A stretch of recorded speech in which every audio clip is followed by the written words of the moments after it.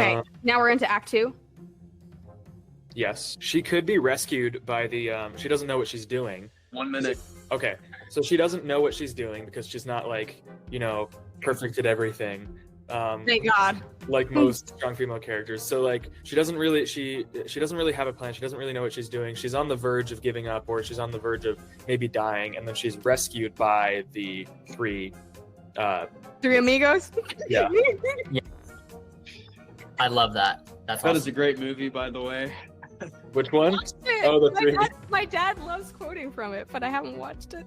I've seen bits and pieces while I was at a Mexican restaurant, and it was on mute. But culture. Yeah, right. What animals are like indigenous to Australia or like that area? Kangaroos, cool. Dangerous ones. Is all of them? Kangaroos. Okay, wait. What kind of question is that? Yeah, of course, like all of them. Yeah. Isn't there like a Tasmanian devil too? That it's like.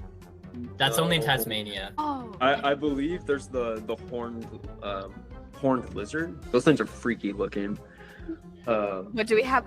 What if it's like a large version of the three-horned lizard? Like, since it's fantasy, we can make it bigger. Here's my idea for you guys. You're not supposed to give us ideas yet. Well, the time went up. What? Yeah, it just went up. I didn't say anything. Yeah, I did. You just didn't hear me. Okay.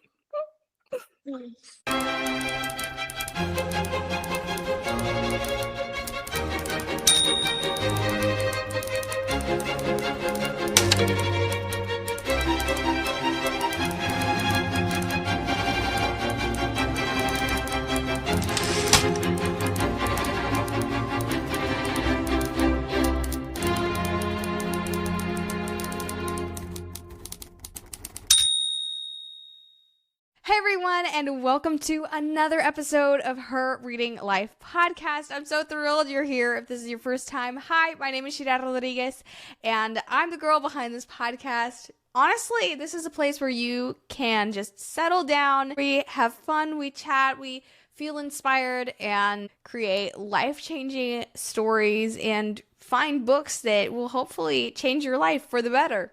So, with that said, grab a mug of coffee or cup of tea, whatever you want. Settle down on the couch. Turn on the TV if you want. Turn this on the TV. That's what I meant. But just have fun. Enjoy this, because this is truly a place where I hope that you can feel like you're part of writer community, of just a community of creatives who are changing the world one story at a time, or, you know, through their art, through the things that they love to do. If you're watching this for the first time, this is actually a continuation of a series, mini-series sort of thing, of a challenge that me and my friends... Stop it, Siri. This is actually a continuation of a kind of mini-series of a gamified challenge that my friends and I did on the strong female character trope. We wanted to see if we could actually write a story that was better than AI. And we basically challenged ChatGPT to create a prompt for us that was as tropey as possible. So very, very strong female character, very toxic, very annoying character. And we had to take this concept and turn it into a concept that was 100 times better, very original, and that was actually something that we would want to read. Now, I explained the rules in the previous episode, but for a quick recap, basically the rules of the game are: round 1, you have 10 minutes to come up with an improved story concept. Shout freeze if you want to explain something to the audience. I wrote this before we started. I don't think we did this, frankly. Number 2, editor goes over concept and gives comments. Round 2, you have 10 minutes to improve the concept based on the editor's notes. Create rough outline. Editor goes over rough outline and makes suggestions, and you can add a twist or trope challenge. Let me just give you a spoiler here. We did not do that. It was already a challenge as it was. 5, round 3, you have 10 minutes to improve the outline. And then we had ChatGPT create an outline based on the original prompt. And then the editor will give overall thoughts and rating between AI concept and writers, basically. That's how it's going to work. So, I'm not going to keep you or delay you anymore. Let's just jump into the episode because it's going to be such a good one. I'm so excited for you to just enjoy this because it's such a fun one. However, before we jump into today's episode, don't forget to subscribe, like, and comment what you would have added to the story and what your favorite parts of this episode were. So I can't wait to see your comments and hear more from you guys. Yes. Well, I think I'll just go ahead and pass it off to you guys because 10 minutes wasn't a lot of time. So, yeah, just like we need a point of conflict here, guys. You know? Yeah. What's the problem going on? How does this all tie together? I think we have a good backdrop here, but there's no plot right now. So there you go. There's your mission. Develop a plot. Develop these side characters, give them fun backstories. I really want to see like this awesome relationship between Donkey and Isabella. And that's another thing is if like we're kind of turning the strong female character trope on its head and making it better. What's her personality like? Oh yeah. Why is she jaded? All that kind of stuff. Instead of just her being different. Like every other story. So let's give like some reasoning behind the differences.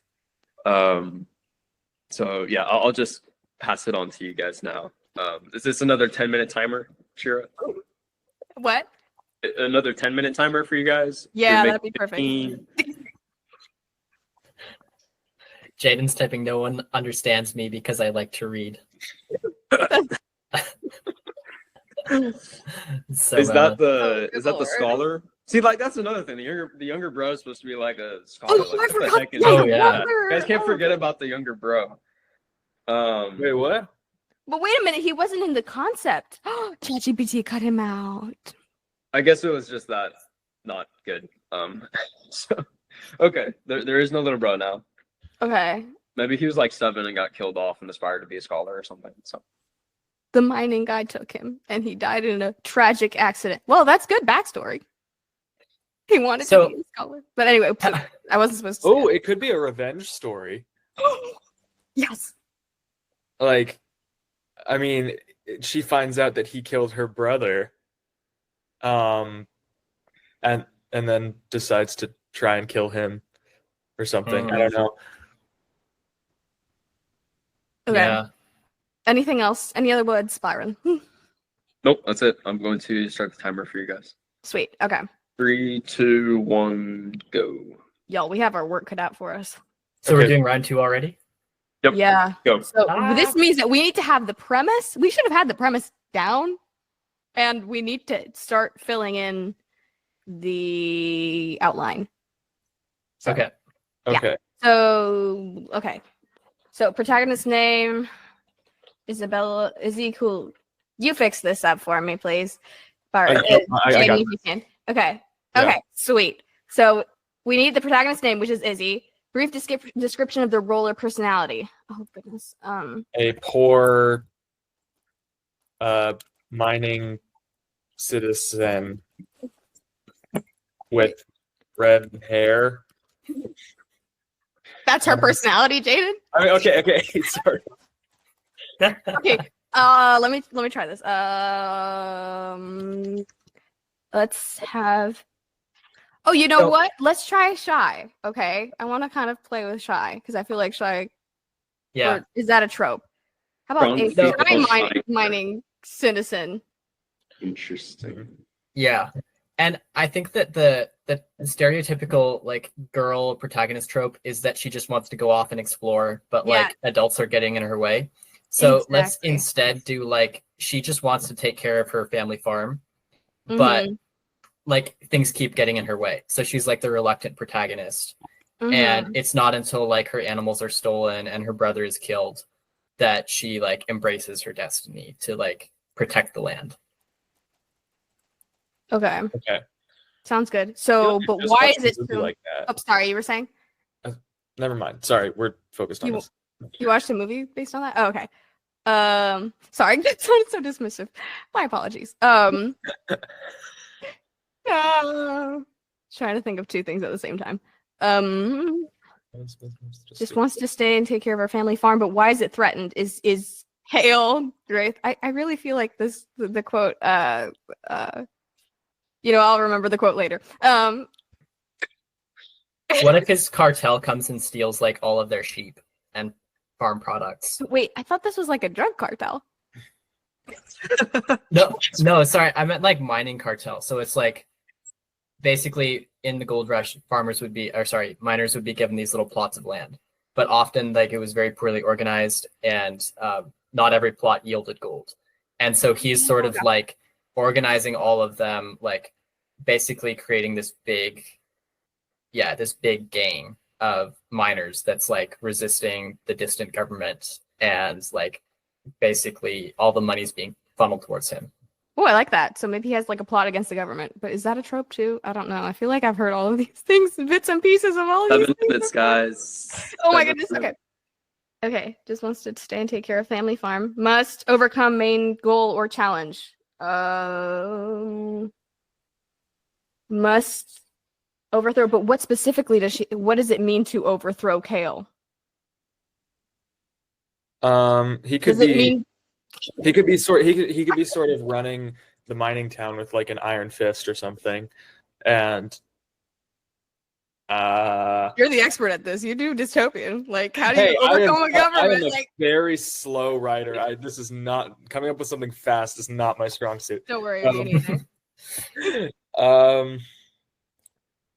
Okay. Let's see. I don't know. He could, however, there's an idea. Some other guy could be running the town, and he could be sort of like second in command, but he's trying to come up with a plot to overthrow that guy and backstab him so that he can take over. Oh, wait a minute. How if her brother is the sheriff? Her brother's the sheriff. Wait, did he die or is he a sheriff? Yeah, so he's killed by Draith. Wait, he's a ghost sheriff? No, I meant like, so if her brother gets killed and like this is a revenge plot, like let's say her brother was like the educated scholar who comes back from the city, becomes the town sheriff. Brilliant, I like that. And tries to like establish law and order, but then the cartel leader kills him because he's messing with people's like mining permits and profits and stuff like that. Okay, I like that. How many minutes do we have left, Byron? 5. Okay. And we were supposed to write the outline. Okay. Okay, Act 1. So the beginning hook. Maybe she's like. We haven't even finished the premise. I know, but like we might have to move on. Okay. I think we have Act 1. Okay, sweet. We'll just have to wing it as we go. Here we go. Let me scroll it down. Okay. Beginning hook. Maybe she could be taking care of her grandmother. It establishes the setting. It establishes what her life is like. Maybe establishes the character of her brother. Sounds good. Are you typing that out or? Yeah, sorry. Let me do that. Okay, sweet. No, I was just like, I can't. I see. I thought it was something with my computer. Establishes is he her brother, grandmother setting? Let's.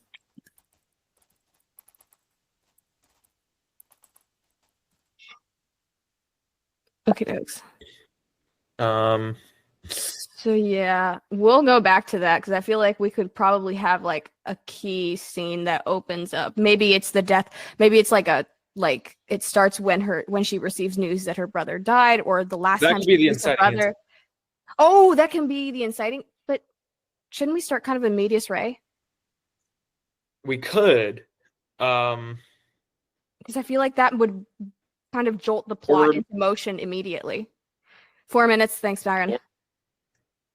Okay, we could do that. But okay, let's just pop over to the inciting incident. I think that with this kind of story, it might be best if we establish the relationship between her and her brother so that it's more of like an emotional beat when her brother dies. That makes sense. Like if we just started with that, there would be no development of their relationship, really, and it would just be kind of like, oh, this happened and now she's mad, but we never got to see the brother really.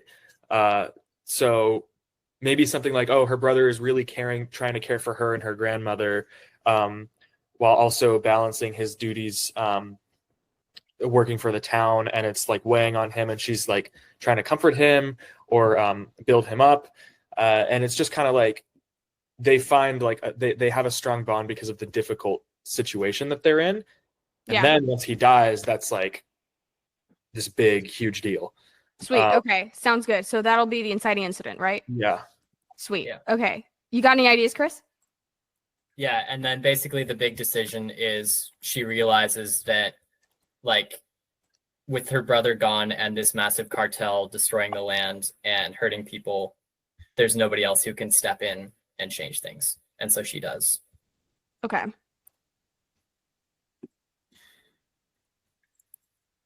Should I type that?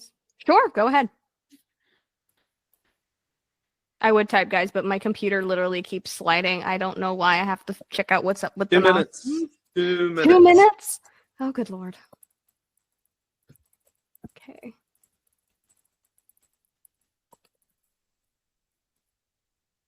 What happens to the grandmother then when she leaves? I forgot about the grandmother. Maybe she spirits her away into like a mountain hideaway. Ooh. That would be a nice twist on the trope. I feel like. So maybe her big decision is choosing between staying in the mountain or going down to help people. I feel like this is feeling like a burning bush moment, whatever, but whatever. Yeah, so she's like a Zorro character in the hills who sort of leads like a resistance to the cartels and tries to protect people. Sweet. I like it. Awesome. Okay, now we're into Act 2. Yes. Okay. Let me pop down there. Okay, the adventure, fun and games. Whoops. Slides. Okay. She could be rescued by the. She doesn't know what she's doing. 1 minute. Okay, so she doesn't know what she's doing because she's not like perfect at everything. Thank God. Like most strong female characters. So like she doesn't really have a plan. She doesn't really know what she's doing. She's on the verge of giving up, or she's on the verge of maybe dying, and then she's rescued by the three amigos. Yeah. Yeah. I love that. That awesome. Is a great movie, by the way. Which one? Oh, the three. My dad loves quoting from it, but I haven't watched it. I've seen bits and pieces while I was at a Mexican restaurant, and it was on mute. But culture. Yeah, right. I mean, yeah. Odd that they didn't have cantinflas, but she could almost be. What animals are like indigenous to Australia or like that area? Kangaroos, koalas, dangerous ones. Oh, isn't all of them? Kangaroos. Okay, wait. What kind of question is that? Yeah, of course, like all of them. Yeah, isn't there like a Tasmanian devil too? That it's like. That's only Tasmania. Oh, I believe there's the horned lizard. Is that right? The horned lizard is in Australia. Those things are freaky looking. What do we have? What if it's like a large version of the three-horned lizard? Like, since it's fantasy, we can make it bigger. Here's my idea for you guys. You're not supposed to give us ideas yet. Well, the time went up. What? Yeah, it just went up. Just say anything. Yeah, I did. You just didn't hear me. Okay.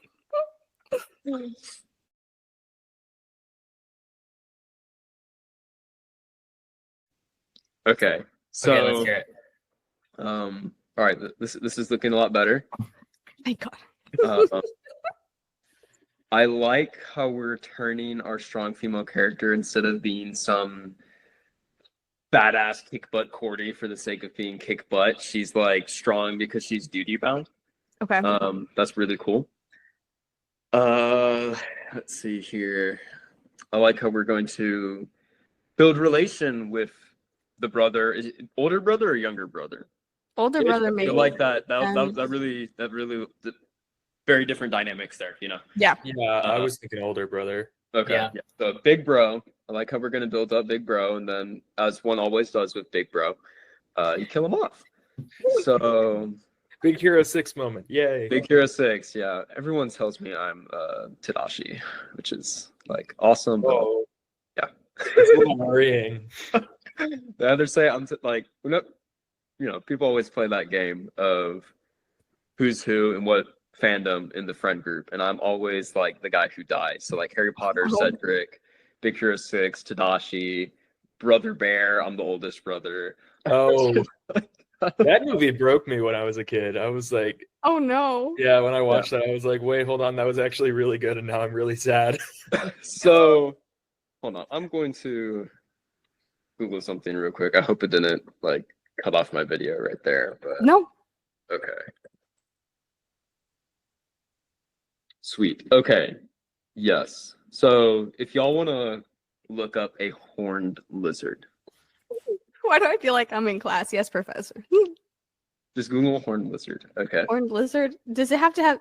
Did you say it was a 3-horned lizard, or did I add that? Horned.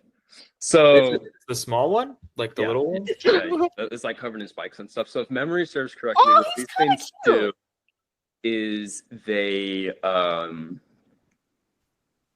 like they have veins in their exoskeleton to collect water. Okay. And I think one of their like Thanks, Chris. defenses is like spraying blood or poison from their eyes or something. Like absolutely freakish thing. Australia has the most diabolical little creatures.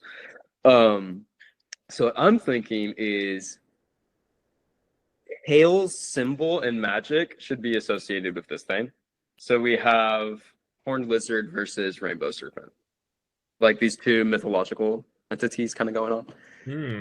Does one spit fire and one spit water? You can, yeah, like we can Okay. switch up the Okay. like the horned lizard and like make it fire thing, but like it also just like drains water and stores it inside itself for when it needs to drink later. Because Australia's the outback's, super dry. And so we still need some myths kind of surrounding the rainbow serpent, like maybe Isabella's family are not immigrant miners. They're natives of the area, so they know like all the old legends and stuff. That would make Yeah. sense. Maybe senile old grandma has like a bracelet of like the rainbow serpent, and that can be the talisman, I like it. the magical talisman. I like that. Mhm. So Why am yeah. I not writing this down? Hold on, let me write this down. okay, So supposedly I'm looking up because I gotta learn from these guys. Something at least. I'm kidding, truly. The rainbow serpent or rainbow snake is, according to Google, an immortal being and creating god in Aboriginal mythology. So I love the idea of it creating something. What if it like creates some sort of metaphysical thing? Not God, but like or you could like switch. You could kind of turn it on its head and make it like Chinese dragon kind of thing. Bring the water, bring the rain, and the drought sort of stuff.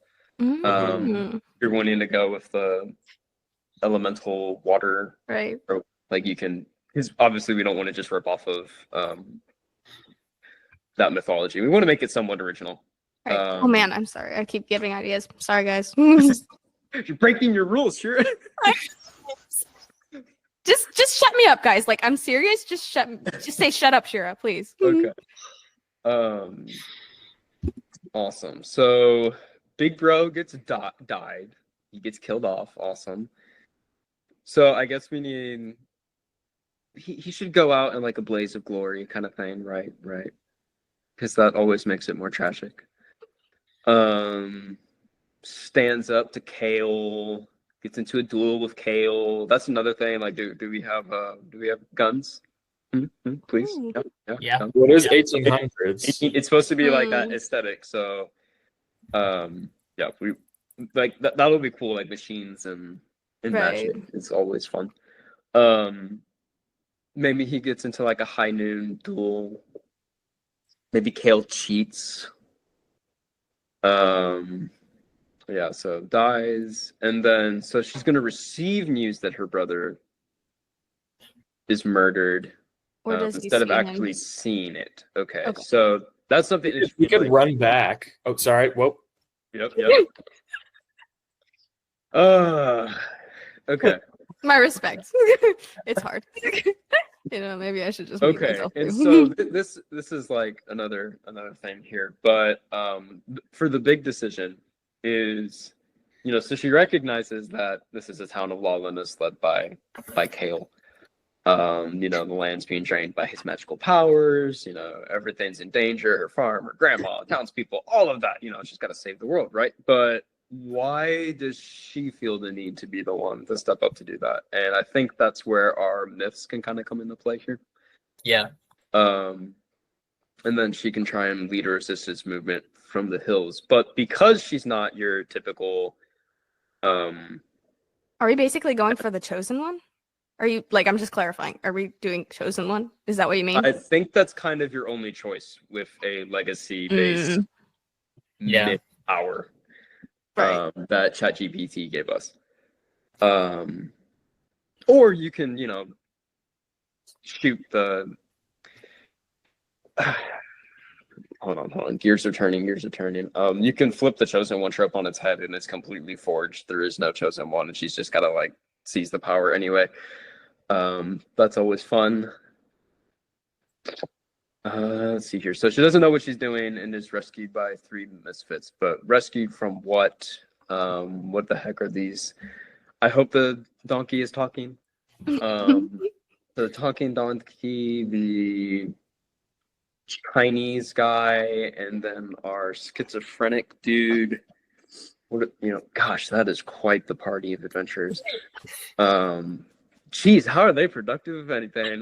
They must live off of the rogues' abilities to just steal their supper from blind old ladies or something. Okay, and then something huge happens. Oh, okay, we haven't gotten to that point. Got it. So we stopped at Act 2. So yeah, we have 10 minutes to finish this. Yep, you guys can do it. You're almost there. Thank you for your vote of confidence. All right. Yeah. Okay. So I think that is it for me, and I will pass it back off to you guys. Thank you. Let me know when you start the timer. Whenever you're ready. Y'all ready? Okay. 3, 2, 1, go. If you told me maybe a year and a half ago that I'd be in a room with these guys playing this crazy game, in a room, albeit virtual, I wouldn't have believed you. I would have been like, that's crazy. Me? Okay, fine. Great. But that's the beautiful thing about podcasting. It's really allowed me to meet people that I don't think I could have ever met otherwise. It allowed me to learn from people who had gone way beyond me. People who had already had best-selling books before the age of 18. People who had started coaching businesses already and that I got to glean from their incredible insights. Even people halfway across the globe that I actually would never have known if they hadn't contacted me to come onto my podcast, which is crazy and beautiful and it just fills me with so much joy. And I don't know, it gives you the same feeling as a good story, like when you finish reading a good story. But guess what? You can have that too. If you have always wanted to have a community of your dreams and be able to reach and empower and inspire people halfway across the globe, friend, you can do that. In fact, I am actually going to give you the shortcut to doing that. If you want to have that community that rallies around you, that you are like, I think my life has been changed by these people, friend, guess what? I'm actually giving you the tools to be able to create your own community just like this, because I'm launching a new podcast course. I'm gathering all the knowledge that I've learned from hosting a podcast for I think 2+ years. I can't even remember anymore, but it's been an incredible 2+ years. And I wish somebody could have held me by the hand and been like, do this, don't do this. This is the easiest way. And thankfully I had my mom, but even then I had a couple things that I had to learn by myself, and I would have given anything to know more about that. And with this course, I want to guide you to be able to create your own community where you can inspire people, where you can speak and create a platform that doesn't rely on social media, that doesn't rely on anything except your voice. Yep, you got that. you really just need your voice. You don't even need a script. If scripting is not your thing, you don't need a script. And guess what? The first lesson is actually for free, so you can take a peek and check it out as much as you like and really get a taste for seeing if this is something that you are called to do, something that would be a great avenue for you to pursue. I can't wait to see you there. So if you want to get access to that course, just head over to bio.site/Shira J. Rodriguez. That's bio.site/Shira J. Rodriguez. Okay, so how much time do I get? You can have as much as you want, but for agency's sake, let's say 5 minutes. 5? Oh my goodness. Okay, there's a lot Oh, to unpack. that bad. Okay. It to be like a promise. I'm sorry. Yep. Well. Oh gosh. Okay. All right. Ready when you guys are. Go for it. Okay, so let's see here. Just to run over the concept one more time, the original ChatGPT concept. So Isabel is a Merrick, a skilled warrior racer. Mountain Village discovers she is the last heir to a forgotten legacy when her home is destroyed by the ruthless warlord Cale Draith. You know, maybe he turned bad because that was his name. I mean, armed with her late grandmother's mysterious talisman, she sets out on a perilous journey to stop Cale from unleashing an ancient evil. Along the way, Isabella assembles a team of unlikely allies, a rogue, a disgraced knight, and a wisecracking sidekick. Betrayal, hidden powers, and a fiery transformation lead to a climactic battle where Isabella embraces her destiny as the Phoenix, defeating darkness, but at a bittersweet cost. And so you guys took that ball and really ran with it. 1800s Australian fantasy cowgirl named Izzy Coolabah lives in the mountains where the gold rush is happening, interacts with miners. There's a warlord cowboy named Cale Draith, starts to amass power, begins a cartel. Say my name. Okay. She's caring for her senile old... Oh, it's Mima now. Okay. Teams up with a schizophrenic Irishman, a spirited donkey, and an internet Chinese miner. A watery transformation. Okay, so we're switching elements. Got it. Linked with the rainbow serpent. Villain can draw resources, life from around him to sustain his mighty endeavors, but he burns what's around him. Okay, interesting. So we got fire and water going. Cool.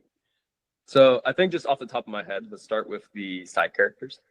So we got 3 in each. Can you write? Can we start? Let me write them down. Yeah, like or Jaden, if you want to scribe or somebody, because I can't I feel like Jaden's gonna be so burnt out by the end of today. So the original prompt was a rogue, a disgraced knight, and a wisecracking sidekick. So I think our Chinese miner should be the rogue. Okay. Yes, schizophrenic Irishman is obviously the wisecracking sidekick, and of course that leaves the spirited donkey being our disgraced knight. I love it. So maybe he's a powerful donkey, or maybe he's like the first person who became a donkey. I kind of I like the powerful donkey idea. Or the mule has a sire who is like a racehorse, but now he's just a mule. Or he was turned into a donkey. Something like that. As like punishment a Beauty and the Beast Cale sort of should be a thing, but I don't know. man. What, just because his name sounds vaguely Celtic. Okay, interesting. This sounds like. Sorry, can I just say something quickly? It feels like the I don't know why the donkey is giving me like, oh, what's that play? The Midnight Summer's Dream. Oh my gosh. Bottom? No, yeah, A Midsummer Night's Dream. Yeah. Anyway. Shakespeare. Oh gosh. Okay. Yeah, I watched the horror movie based on that, Midsummer, and it was. Wait, you watched the horror movie and not the? I watched Midsummer, and it was like one of the most depraved things I've ever watched, and I hated it so much. So it's terrible. All right, I'll just put that in the bucket of not to watch movies. You should. So. Okay, so we got our side characters. They're obviously going to all need backstories and stuff. I'll leave that up to you guys. What the heck is a schizophrenic Irishman doing in Australia? What the heck is a spirited donkey doing around here? And a Chinese miner who's a rogue. So, I don't know. Also, you know, how the heck is she going to come across these people? Why would she go on a magical journey? And so I guess that's my biggest criticism, guys. Where is the magical journey? I think we were just throwing all the toys in there. We're like, here we go. Yeah. So, yeah, we definitely need some myths around this rainbow serpent within the context of this world. Because I don't is it actually Australia? Are we just magicalifying Australia, or is this its own No, planet it's that has the aesthetic of 1800s Australia? And I if would that's say the case, we need like, obviously this is a very modernized society, so we need, is there magic behind all the instruments, kind of, or the magic behind the machinery, that kind of thing, or stuff like that. And then where was I going with this? Okay, yeah, so a little bit more on the setting. And then part of the original concept was to take a family legacy surrounding these myths and then the grandmother's talisman that is somehow roped into that. yeah, So talisman could be a stone, maybe like, I don't know, you guys are going with a water theme, so maybe it's like a really cool surfboard or Why is this like just sort of the plot of Moana? that's what I've been thinking this entire time. Except we have I guess a crazier grandma. Oh gosh, this is rough, guys. Okay, and so our villain Kale. Dear Kale.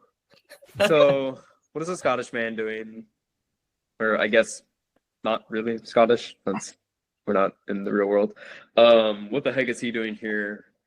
Why is he building a cartel for mining? Like what's his end goal, I guess? And what the heck does this have to do with the rainbow serpent? Why would what's her name? Isabella get involved here? Actually, I have sort of an idea for that. no ideas yet until drafting. What? Round 2. I don't think we're allowed to have anything that we can actually come up with because it's supposed to be like he has the floor, basically. Oh, I mean, if you want to, you can, but nope. I'm muting Yeah. myself. Well, I think I'll just go ahead and pass it off to you guys because 10 minutes wasn't a lot of time. So, yeah, just like we need a point of conflict here, guys. You know? Yeah. What's the problem going on? How does this all tie together? I think we have a good backdrop here, but there's no plot right now. So there you go. There's your mission. Develop a plot, develop these side characters, give them fun backstories. I really want to see like this awesome relationship between Donkey and Isabella. And that's another thing is if like we're kind of turning the strong female character trope on its head and making it better. What's her personality like? Oh yeah. Why is she jaded? All that kind of stuff. Instead of just her being different, like every other story. So let's give like some reasoning behind the differences. So yeah, I'll just pass it on to you guys now. Is this another 10-minute timer, Shira? What? Another 10-minute timer for you guys? Yeah, that'd be perfect. 15?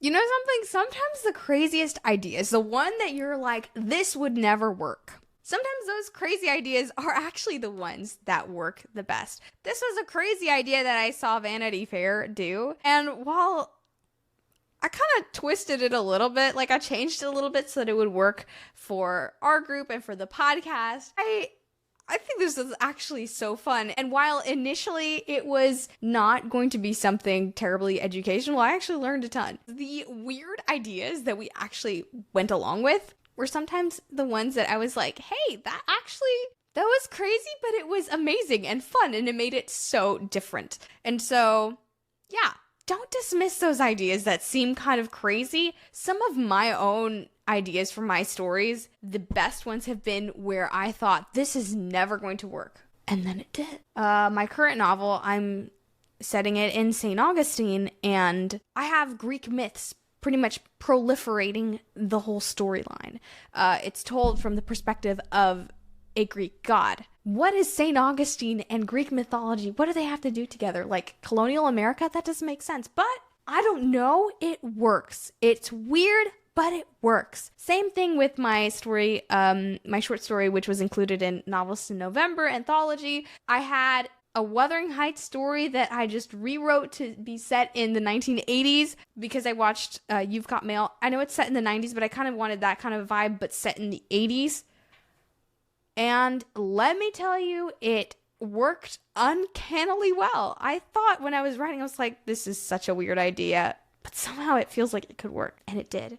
So never ever dismiss your really weird ideas because sometimes there's brilliance hidden in them. So definitely tune in next time to hear what our crazy ideas become and how this story pans out and how this challenge ends in our next episode. So until next time, continue to live, give, and repeat, and I will see you next time.